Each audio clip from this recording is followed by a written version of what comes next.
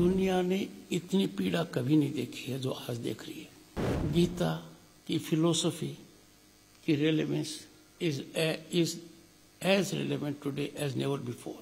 जब दुनिया के सामने दो बड़े मुद्दे थे तो प्रधानमंत्री जी ने टेकिंग गाइडेंस फ्रॉम गीता, उन्होंने कहा हर संभव प्रयास होना चाहिए to avoid war.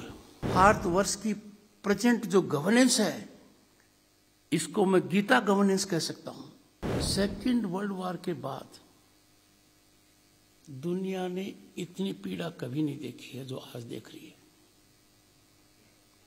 We are virtually sitting on a volcano. दुनिया के दो conflagrations, one Israel Hamas, another Ukraine Russia, are too well known. गीता की फिलोसफी की relevance is as relevant today as never before. और भारत के प्रधानमंत्री श्री नरेंद्र मोदी जी ने, जैसा कि माननीय मुख्यमंत्री जी ने कहा, दो हिस्टोरिक स्टेटमेंट्स दिए हैं।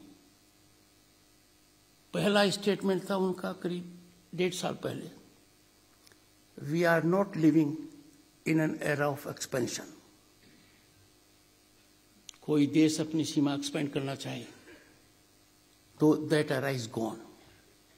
But in saying so, India's prime minister took pride. This country never in its history has thought of expansion. We have suffered invasions. We have suffered incursions of all kinds. पर भारत में रहने वाला न तो किसी राजा ने, न भारत ने कभी भी एक्सपेंशन को अपनी पॉलिसी किया है। We have never believed in it. And second, जब दुनिया के सामने दो बड़े मुद्दे थे तो प्रधानमंत्री जी ने taking guidance from Gita,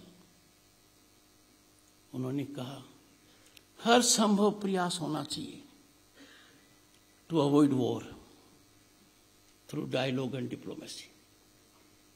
Gita में यह पराकाष्ठा पर गया था, यह भूमि साक्षी है इसकी। No effort was spared by Lord Shri Krishna to ensure that there be no war. But once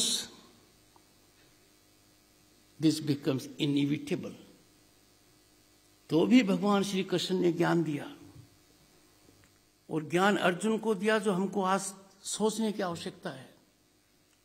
और भारतवर्ष की प्रेजेंट जो गवर्नेंस है इसको मैं गीता गवर्नेंस कह सकता हूं।